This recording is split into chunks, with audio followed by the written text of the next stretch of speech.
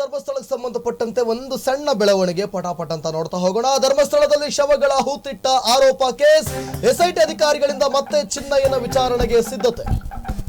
ಧರ್ಮಸ್ಥಳದಲ್ಲಿ ಶವಗಳ ಹೂತಿಟ್ಟಂತ ಆರೋಪ ಏನಿದೆ ಆ ಕೇಸ್ಗೆ ಸಂಬಂಧಪಟ್ಟಂತೆ ಎಸ್ಐಟಿ ಅಧಿಕಾರಿಗಳಿಂದ ಮತ್ತೆ ಚಿನ್ನಯ್ಯನ ವಿಚಾರಣೆಗೆ ಸಿದ್ಧತೆಯನ್ನ ನಡೆಸಬೇಕು ಅನ್ನುವಂತಹ ತೀರ್ಮಾನ ಆಗಿದೆ. ಬೆಳ್ತಂಗಡಿ ಕೋರ್ಟ್ನಲ್ಲಿ ಸೆಕ್ಷನ್ 183 ಹೇಳಿಕೆಯನ್ನ ದಾಖಲು ಮಾಡಿಕೊಳ್ಳಬೇಕು ಅಂತ ಹೇಳಿ ಇದಕ್ಕೆ ಸಂಬಂಧಪಟ್ಟಂತೆ ಮತ್ತೆ ವಿಚಾರಣೆಯನ್ನ ನಡೆಸುವುದಕ್ಕೆ ಎಸ್ಐಟಿ ಅಧಿಕಾರಿಗಳು ಸಿದ್ಧತೆಯನ್ನ ನಡೆಸುತ್ತಿದ್ದಾರೆ. ಈಗಾಗಲೇ ಚಿನ್ನಯ್ಯ ತಪ್ಪೊಪ್ಪಿಗೆ ಹೇಳಿಕೆಯನ್ನ ಕುರಿತು ಎಸ್ಐಟಿ ಅಧಿಕಾರಿಗಳು ಮತ್ತೆ ವಿಚಾರಣೆ ಮೇಲೆ ವಿಚಾರಣೆ ಮಾಡಲಿದ್ದಾರೆ. ಮತ್ತೆ ಆರೋಪಿ ಚಿನ್ನಯ್ಯ ವಿಚಾರಣೆಗೆ ಎಸ್ಐಟಿ ಅಧಿಕಾರಿಗಳು ಸಿದ್ಧತೆಯನ್ನ ನಡೆಸಲಿದ್ದಾರೆ. ನೋಡಿ, ಈಗಾಗಲೇ ಧರ್ಮಸ್ಥಳದಲ್ಲಿ ನಾನು ಸಾಕಷ್ಟು ಶವಗಳನ್ನ ಹೂತಾಕಿದ್ದೇನೆ ಅಂತ ಹೇಳಿ ಆತ ಏನು ತಪ್ಪನ ಒಪ್ಕೊಂಡಿದ್ನಲ್ಲ, ಸೊ ಅದೇ ವಿಚಾರವನ್ನ ಮುಂದಿಟ್ಕೊಂಡು ಈಗ ಎಸ್ಐಟಿ ಅಧಿಕಾರಿಗಳಿಂದ ವಿಚಾರಣೆ ಆಗುತ್ತೆ. ಚಿನ್ನಯ್ಯ ನೋಡಿದ್ರೆ ಜೈಲಿನಲ್ಲಿದ್ದಾರೆ, ಮತ್ತೆ ಜೈಲಿನಲ್ಲೇ ಹೋಗಿ ವಿಚಾರಣೆ ಮಾಡಬೇಕು ಅನ್ನುವಂಥದ್ದು ಎಸ್ಐಟಿ ಅಧಿಕಾರಿಗಳ ತೀರ್ಮಾನ ಆಗಿದೆ. ಒಂದು ಕಡೆ ಕೋರ್ಟ್ನ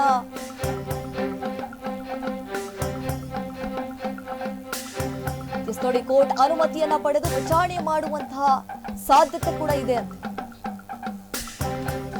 ನೋಡಿ. ಆರೋಪಿ ಚಿನ್ನಯ್ಯ ವಿಚಾರಣೆಗೆ ಎಸ್ಐಟಿ ಸಿದ್ಧತೆಯನ್ನ ಮಾಡಿಕೊಳ್ಳಲಾಗಿದೆ. ಬೆಳ್ತಂಗಡಿ ಕೋರ್ಟ್ನಲ್ಲಿ ಸೆಕ್ಷನ್ 183 ಹೇಳಿಕೆ ದಾಖಲು ಮಾಡಲಾಗಿದೆ. ಈ ಸಂಬಂಧ ವಿಚಾರಣೆಯನ್ನ ನಡೆಸ್ತಾರೆ ಎಸ್ಐಟಿ. ಅಂದ್ರೆ 183 BNS ಕಾಯ್ದೆ ಪ್ರಕಾರ ಜಡ್ಜ್ ಮುಂದೆ ಕೊಡುವಂತ ಹೇಳಿಕೆ ದೀಪ ಇದು.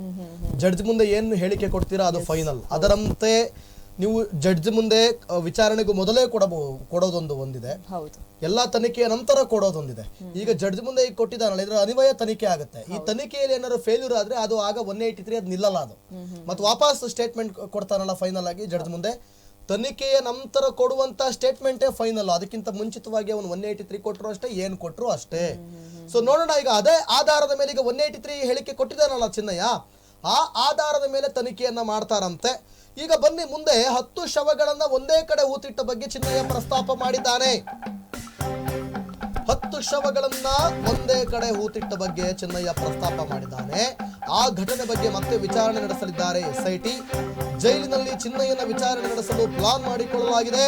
ಕೋರ್ಟ್ ಅನುಮತಿ ಪಡೆದು ವಿಚಾರಣೆ ಮಾಡೋ ಸಾಧ್ಯತೆ ಇದೆ. ಓಕೆ, ಇದು ಟ್ವಿಸ್ಟ್. ಅಂದ್ರೆ ಇದು ಆಕ್ಚುಯಲ್ ಆದಂತ ಟ್ವಿಸ್ಟ್.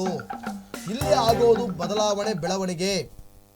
ಯಾಕಂತಂದ್ರೆ ಈಗಾಗಲೇ ಚಿನ್ನಯ್ಯ ಹೇಳಿದ್ದು ಸುಳ್ಳು, ಬಳ್ಳೆ, ಬೂರಿ, ರೈಲು, ಪುಡಂಗು ಎಲ್ಲ ಹಂಗೆ ಹಿಂಗೆ ಅಂತ ಕಥೆಗಳು ಹೇಳಾಯ್ತು. ಈಗ 10 ಶವಗಳನ್ನ ಒಂದೇ ಕಡೆ ಹೂತಿಟ್ಟಿದ್ದೀನಿ ಅಂತ 183 ಕೊಟ್ಟಿದ್ದಾನಲ್ಲ, ಅದರ ಆಧಾರದ ಮೇಲೆ ಕೋರ್ಟ್ ಅನುಮತಿ ಪಡೆದು ವಿಚಾರಣೆ ಮಾಡ್ತಾರಲ್ಲ. OB separate. ಈಗ ನಾವ್ಯಾರು ಕೂಡ ಇದ್ರ ಬಗ್ಗೆ ಬಾಯಿ ಬಿಡಂಗಿಲ್ಲ, ಮಾತಾಡಂಗಿಲ್ಲ ಅಂದ್ರೆ ಒಂದು ತರ ಒಂದ್ ದಾರಿಗೆ ಬಂದು ಹಿಂಗೆ ಆಗಿದೆ ಅಂತ ಹೇಳಂಗಿಲ್ಲ. ಈಗ ಯಾಕಂತಂದ್ರೆ ಈಗ ಆಲ್ರೆಡಿ ಮಾಡಿರುವಂತ ತನಿಖೆ ಆಧಾರದ ಮೇಲೆ ಷಡ್ಯಂತ್ರ, ಮಣ್ಣು ಮಸಿ. ಆದ್ರೆ ಈಗ 10 ಶವಗಳನ್ನ ಒಂದೇ ಕಡೆ ಹೂತಿಟ್ಟಿರೋದು ಸಪರೇಟ್, ಅದು ಬೇರೆ. OB ಸಪರೇಟ್, ಅದರ ವಿಚಾರಣೆ ಬೇರೆ. ಈಗ ಅದನ್ನ ಮತ್ತೊಂದ್ ಕಡೆ ಮಾಡಿಸ್ತಾರೆ ಕೋರ್ಟ್ ಅನುಮತಿಯನ್ನ ಪಡೆದು ಅಂತಂದ್ರೆ, ಸೊ ಅದೇ ಬೇರೆ. ಅದು ಕೂಡ ಅಲ್ಲಿ ಬಗೆಯುವಂತ ಕೆಲಸ ಆಗ್ಬಹುದು, ಅಗಿಯೋ ಕೆಲಸಗಳು ಆಗಬಹುದು. ಸೊ ಚಿನ್ನಯ್ಯ ಇಲ್ಲಿ ಯಾವ ರೀತಿಯಾಗಿ ತನಿಖೆಯಲ್ಲಿ ಪಾಲ್ಗೊಂಡಿದ್ದಾನೆ, ಚಿನ್ನಯ್ಯ ಯಾವ ರೀತಿ ತನಿಖೆಯನ್ನು ಫೇಸ್ ಮಾಡ್ತಿದ್ದಾನೆ, ಚಿನ್ನಯ್ಯ ಎಸ್ಐಟಿ ಅಧಿಕಾರಿಗಳ ಈ ಸಂದರ್ಭದಲ್ಲಿ ಎಸ್ಐಟಿ ಅಧಿಕಾರಿಗಳ ಜೊತೆ ಯಾವ ರೀತಿ ಇದ್ದಾನೆ, ಏನ್ ಹೇಳಿಕೆಗಳನ್ನ ಕೊಡ್ತಾ ಇದ್ದಾನೆ, ಉಲ್ಟಾ ಹೊಡೆದಿದ್ದಾನ ಅಥವಾ ಮೊದ್ಲಿನ ತರನೇ ಇದ್ದಾನ. ಸೊ ಏನು ಇವೆಲ್ಲ ನಿಗೂಢ ಗೌಪ್ಯತೆಯಿಂದ ಆಗ್ತಾ ಇರುವಂತದನ್ನು ನೋಡ್ತಾ ಇದ್ರೆ ಎಲ್ಲೋ ಒಂದು ಕಡೆ ಇದು ಸ್ವಲ್ಪ ಧರ್ಮಸ್ಥಳದ ವಿರುದ್ಧವಾಗಿ ಏನೋ ನಡೀತಾ ಇದೆ ಅಂತ ನನಗೆ ಅನ್ನಿಸ್ತಾ ಇದೆ. ಕಾದ್ ನೋಡೋಣ. ಮೋಸ್ಟ್ಲಿ ಅಲ್ಲಿ ದೌರ್ಜನ್ಯಗಳು ನಡೆದಿರೋದು ಸತ್ಯ ಅಂತ ಎಲ್ಲೋ ಒಂದು ಕಡೆ ಅನ್ನಿಸ್ತಾ ಇದೆ. ಎಲ್ಲವನ್ನು ಕೂಡ ನೋಡ್ಬೇಕಾಗುತ್ತೆ. ಎಲ್ಲ ಪರಿಪೂರ್ಣವಾಗಿ ಎಸ್ಐಟಿ ತನಿಖೆಯ ವರದಿ ಬಂದ ನಂತರವೇ ನಾವು ಅದನ್ನ ಕನ್ಕ್ಲೂಷನ್ಗೆ ಬರೋದಕ್ಕೆ ಸಾಧ್ಯ. ಅಲ್ಲಿವರೆಗೂ ಹಂಗಂತೆ ಹಿಂಗಂತೆ ನಾವು ಅದನ್ನೇ ಹೇಳ್ಬೋದಂತೆ ಅಷ್ಟೇ. ಎಸ್, ಧರ್ಮಸ್ಥಳ ವಿರುದ್ಧ ಷಡ್ಯಂತ್ರ, ಸತ್ಯ ಶೋಧ ಚುರುಕು. ನೋಡಿ, ಧರ್ಮಸ್ಥಳ ವಿರುದ್ಧ ಷಡ್ಯಂತ್ರ, ಸತ್ಯ ಶೋಧ ಚುರುಕುಗೊಂಡಿದೆ. ಎಸ್ಐಟಿ ಅಧಿಕಾರಿಗಳು ಈಗ ಚಿನ್ನಯ್ಯನನ್ನ ವಿಚಾರಣೆ ಮಾಡಬೇಕು ಅಂತ ಹಲವಾರು ರೀತಿಯಾದಂತಹ ಸಿದ್ಧತೆಯನ್ನ ಮಾಡಿಕೊಳ್ಳುತ್ತಾರೆ. ಚಿನ್ನಯ್ಯನ ವಿಚಾರಣೆಗೆ ಎಸ್ಐಟಿ ಅಧಿಕಾರಿಗಳ ಸಿದ್ಧತೆ. ಒಂದೇ ಸ್ಥಳದಲ್ಲಿ 10 ಶವ ಹೊತ್ತಿದ್ದಾಗಿ ಚಿನ್ನಯ್ಯ ಹೇಳಿಕೆ ಕೊಟ್ಟಿದ್ದ. ಸೊ ಅದನ್ನೇ ಈಗ ಆಧರಿಸಿ ವಿಚಾರಣೆ ಮಾಡಬೇಕು ಅನ್ನುವಂತಹ ತಯಾರಿಯನ್ನ ನಡೆಸುತ್ತಿದ್ದಾರೆ. ಸದ್ಯ ಚಿನ್ನಯ್ಯ ನೋಡಿದ್ರೆ ಶಿವಮೊಗ್ಗ ಜೈಲಿನಲ್ಲಿದ್ದಾನೆ. ಸೊ ಅಲ್ಲೇ ಹೋಗಿ ಏನಾದ್ರೂ ವಿಚಾರಣೆ ನಡೆಸ್ತಾರ ಎಸ್ಐಟಿ ಅಧಿಕಾರಿಗಳು ಅನ್ನುವಂತಹ ಕುತೂಹಲ. ಈಗಾಗಲೇ ಕೋರ್ಟ್ ಅನುಮತಿಯನ್ನ ಪಡಿಬೇಕು. ಅವ್ರು ಏನ್ ಹೇಳ್ತಾರೆ, ವೆದರ್ ಆತನ ವಿಚಾರಣೆ ಮಾಡಬೇಕೋ ಬೇಡವೋ ಜೈಲಿನಲ್ಲಿ, ಅದು ಸರಿ ಇರುತ್ತೋ ಇಲ್ವೋ ಅನ್ನುವಂಥದ್ದು ಕೋರ್ಟ್ ಹೇಳುತ್ತೆ. ತದನಂತರ SIT ಅಧಿಕಾರಿಗಳು ಕೋರ್ಟ್ ಅನುಮತಿಯನ್ನ ಪಡೆದು ವಿಚಾರಣೆ ಮಾಡುವಂತಹ ಸಾಧ್ಯತೆ ಕೂಡ ಹೆಚ್ಚಾಗಿದೆ. ಅಲ್ಲ, ಅದು ವಿಚಾರಣೆ ಶಿವಮೊಗ್ಗ ಜೈಲಲ್ಲೇ ಮಾಡುವಂತ ಸಾಧ್ಯತೆ ಇದೆ. ಚಿನ್ನಯ್ಯನ ಹೇಳಿಕೆಗಳಷ್ಟೇ ಇಲ್ಲಿ ಪ್ರಮುಖ ಆಗುತ್ತೆ. ಆ ಹೇಳಿಕೆಯನ್ನ ಆಧರಿಸಿ ಎಲ್ಲವನ್ನು ಕೂಡ ವಿಚಾರಣೆ ಮಾಡಲಾಗುತ್ತೆ. ಕಾದು ನೋಡೋಣ. ಅದೇ ನಾವು ಕೂಡ ಕ್ಯೂರಿಯಸ್ ಆಗಿ ಕಾಯ್ತಾ ಇರೋದು, ಏನಾಗ್ಬೋದು ಅಷ್ಟೇ ಕುತೂಹಲ ಇದೆ. ಚಿನ್ನಯ್ಯನ ವಿಚಾರಣೆ ಯಾವ ರೀತಿ ಇರುತ್ತೆ, 10 ಶವ ಹೂತಿದ್ದೇನೆ ಅಂತ ಹೇಳಿದ್ನಲ್ಲ, ಅದರ ಬಗ್ಗೆ ಏನಿರುತ್ತೆ ಅನ್ನೋದನ್ನು ಕೂಡ ಕಾದು ನೋಡೋಣ. ಓಕೆ, ಬುರುಡೆ ಗ್ಯಾಂಗ್ ಸತ್ಯ ಭೇದಿಸಿದ ಅಧಿಕಾರಿಗೆ ಪದೋನ್ನತಿ. SIT ಇನ್ಸ್ಪೆಕ್ಟರ್ ಮಂಜುನಾಥ್ DYSP ಆಗಿ ಪದೋನ್ನತಿ ಪಡೆದಿದ್ದಾರೆ. ಬುರುಡೆ ಗ್ಯಾಂಗ್ ಹುನ್ನಾರ ಭೇದಿಸಿದ್ದ ಅಧಿಕಾರಿ ಮಂಜುನಾಥ್. ಚಿನ್ನಯ್ಯನಿಂದ ಸತ್ಯ ಬಾಯಿ ಬಿಡಿಸಿ ಜೈಲಿಗಟ್ಟಿದ್ದ ಮಂಜುನಾಥ್ ಹಿರಿಯ ಅಧಿಕಾರಿಗಳಿಂದ ಪ್ರಶಂಸೆಗೆ ಪಾತ್ರವಾಗಿದ್ದ ಅಧಿಕಾರಿ ಮಂಜುನಾಥ್ ವಿರುದ್ಧ ಸಮವಾಗಿ ವಾಂಚಿದ್ದು. ಸತ್ಯ ಬಾಯಿ ಬಿಡಿಸಿದ್ರು ಅಥವಾ ಸತ್ಯ ಬದಲಾಯಿಸಿದ್ರು, ಎರಡಿರ್ತದೆ ಇಲ್ಲಿ. ಒಂದು ಸತ್ಯ ಬಾಯಿ ಬಿಡಿಸೋದು, ಇನ್ನೊಂದು ಸತ್ಯ ಬದಲಾಯಿಸೋದು. ಇಂಥ ಡೈಲಾಗ್ ಹೇಳುವಾಗ ತಗೊಂಬೇಕು ಸ್ಕ್ರೀನ್. ಓಕೆನಾ? ಇಲ್ಲಿ ಏನಾಗ್ತಾ ಇದೆ, ಇನ್ಸ್ಪೆಕ್ಟರ್ ಮಂಜುನಾಥ್ DYSP ಆಗಿ ಪದೋನ್ನತಿ ಪಡೆದಿದ್ದವರಂತೆ. ಓಕೆನಾ? ಈ ಮಂಜುನಾಥ್ ಯಾರು ಅನ್ನೋದು ಗೊತ್ತಾಯ್ತಾ ದೀಪ ಅವರೇ? ಅವತ್ತು ನಾವೇ ಹಿಗ್ಗಾಮುಗ್ಗ ಚಿನ್ನಯ್ಯನಿಗೆ ಹೆದರಿಸಿ ಬೆದರಿಸಿ ಸತ್ಯ ಒಪ್ಕೋ, ಅಲ್ಲ ನೀನು ಸುಳ್ಳು ಅಂತ ಹೇಳು ಅಂತ ಹೇಳಿ ಹೆದರಿಸ್ಬಿಟ್ಟಿದ್ದಾರೆ ಚಿನ್ನಯ್ಯಂಗೆ ಅಂತ ನಾವೇ ಸುದ್ದಿ ಮಾಡಿದ್ವಿ. ಇವತ್ತು ಅದೇ ಮಂಜುನಾಥ್ ಬಗ್ಗೆ ನಾವು ಹೊಗಳ್ಬೇಕಾ? ಈತನಿಗೆ ಪದೋನ್ನತಿ ಸಿಕ್ತಂತೆ, ಏನೋ ಹಿರಿಯ ಅಧಿಕಾರಿಗಳ ಪ್ರಶಂಸೆಗೆ ಈತ ಪಾತ್ರವಾಗಿದ್ದಂತೆ. ಓ ಆಗಿದ್ದ ಮಂಜುನಾಥ್ ಬೇರೆ, ಓ ಈಗ ಪದೋನ್ನತಿ ಪಡೆಯುತ್ತಿರುವ ಮಂಜುನಾಥ್ ಬೇರೆ. ಈಗ ಹಿರಿಯ ಅಧಿಕಾರಿಗಳಿಂದ ಪ್ರಶಂಸೆ. ಬಾ, ಅವನನ್ನ ನೋಡಿ, ಇವನೇ ಮಂಜುನಾಥ. ಇವನ್ನ ಅವತ್ತು ಒಂದಿನ ಇವ್ರನ್ನ ಇದರಿಂದ ಹೊರಗೆ ಇಟ್ಬಿಟ್ಟಿದ್ರು. ಇವ್ರನ್ನ, ಈ ಮಂಜುನಾಥ್ ಗೌಡ ಇದಾರಲ್ಲ, ಇವ್ರನ್ನ ಅವತ್ತೆಲ್ಲ ಸ್ವಲ್ಪ ದೊಡ್ಡ ಸುದ್ದಿ ಆಯ್ತಲ್ಲ, ಆಗ ಕಾಣಿಸ್ಕೋತಾ ಇರಲಿಲ್ಲ. ಅವತ್ತು ಬಂದಿರಲಿಲ್ಲ SIT ಅಧಿಕಾರಿಗಳ ಗ್ಯಾಂಗಲ್ಲಿ ಇವ್ರು ಇರಲಿಲ್ಲ.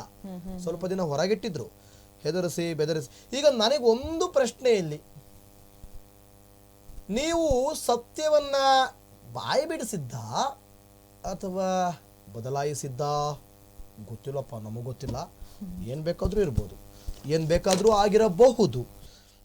ಯಾರನ್ನು ನಂಬೋದು, ಯಾರನ್ನು ಬಿಡೋದು. ಧರ್ಮಸ್ಥಳ ಸೌಜನ್ಯ ಕೇಸಲ್ಲಿ, ಧರ್ಮಸ್ಥಳ ಶವಹೂತ ಕೇಸಲ್ಲಿ ಮಾತ್ರ ನಾನು ಯಾರನ್ನೂ ನಂಬೋದಿಲ್ಲ.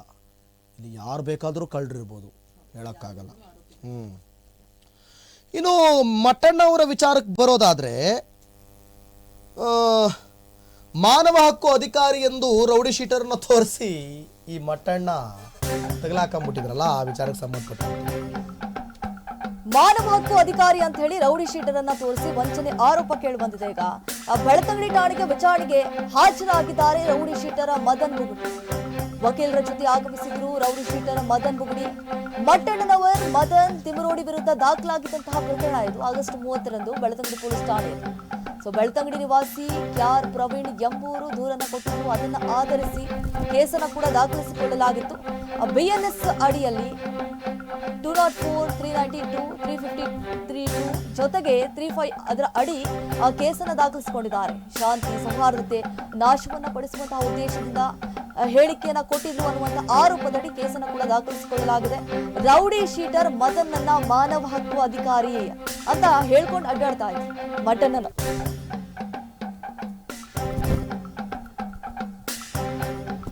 ನೋಡಿ, ಇದು ವಿಚಾರ 4 ಸೆಕ್ಷನ್ ಹಾಕೊಂಡು ಜಡ್ದ್ಬಿಟ್ಟವ್ರೆ. ಶಾಂತಿ ಸೌಹಾರ್ದತೆ ನಾಶಪಡಿಸುವ ಉದ್ದೇಶದಿಂದ ಹೇಳಿಕೆ ನೀಡಿದ ಆರೋಪ. ರೌಡಿ ಶೀಟರ್ ಮದನನ್ನ ಮಾನವ ಹಕ್ಕು ಅಧಿಕಾರಿ ಎಂದು ಮಟ್ಟಣ್ಣ ಮಾನವ ಹಕ್ಕು ಆಯೋಗದ ಅಧಿಕಾರಿ ಎಂದು ಸುಳ್ಳು ಮಾಹಿತಿ ನೀಡಿದಂಥ ಆರೋಪ. ಧರ್ಮಸ್ಥಳದ ಧಾರ್ಮಿಕ ಭಾವನೆ ಕೆಡಿಸುವ ಉದ್ದೇಶದಿಂದ ಈ ಹೇಳಿಕೆ ಕೊಟ್ಟಿರೋದು. ಈ ಹಿನ್ನೆಲೆ ಬೆಳ್ತಂಗಡಿ ಪೊಲೀಸ್ ಠಾಣೆಯಲ್ಲಿ ದಾಖಲಾಗಿದ್ದಂಥ ಪ್ರಕರಣ ಇದು. ಪ್ರವೀಣ್ ಅಲ್ಲ ನೋಡಿ. ಇದು ಈ ಮದನ್ ಬುಗುಡಿ ಅಂತ, ಏನು ಬುಗುರಿ ಇದ್ದಂಗಿದೆ ಅವನ ಹೆಸರು. ಈತ ರೌಡಿ ಶೀಟರು. ಈತ ಒಮ್ಮೆ ಎಲ್ಲಿ ಹುಬ್ಬಳ್ಳಿಯಲ್ಲಿ ಅಲ್ಲಿನ DYSP ರೌಡಿ ಶೀಟರ್ಗಳನ್ನ ಕರೆಸಿರ್ತಾರೆ.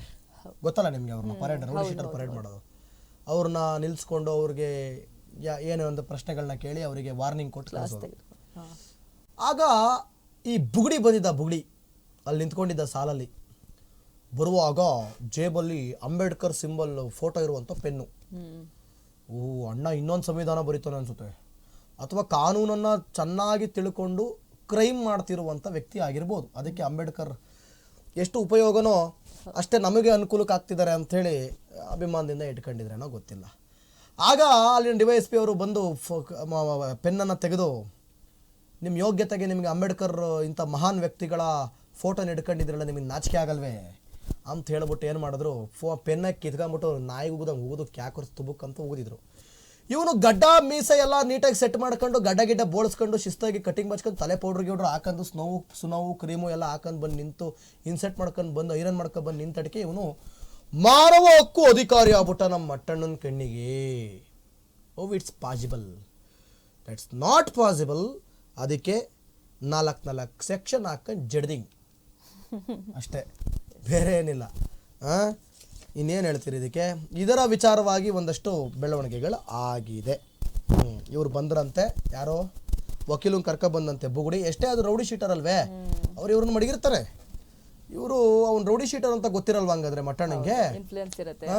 ಅವ NGOದಲ್ಲಿ ಅಂತಾರಾಷ್ಟ್ರೀಯ ಮಾನವ ಹಕ್ಕುಗಳ ಆಯೋಗದ ಸಂಸ್ಥೆನೋ ಏನೋ ಒಂದು NGO, ಅದು ನಾನ್ ಗವರ್ನಮೆಂಟ್ ಆರ್ಗನೈಸೇಷನ್ ಅದು. ಇದೊಂದು ತಗೊಬಂದ್ಬಿಟ್ಟು ಇವನು ಗೌರ್ಮೆಂಟ್ ಅಫಿಷಿಯಲ್ ಅಂತ ಹೇಳಿದ್ರೆ ನಾವೇನು ಕಿವಿಗೆ ಎರಡು ದಾಸವಾಳವು ಮಡಿಕೊಂಡಿದೀವ? ಮಟಣ್ಣ ಅವರೇ, ಇವೆಲ್ಲ ಬೇಡ.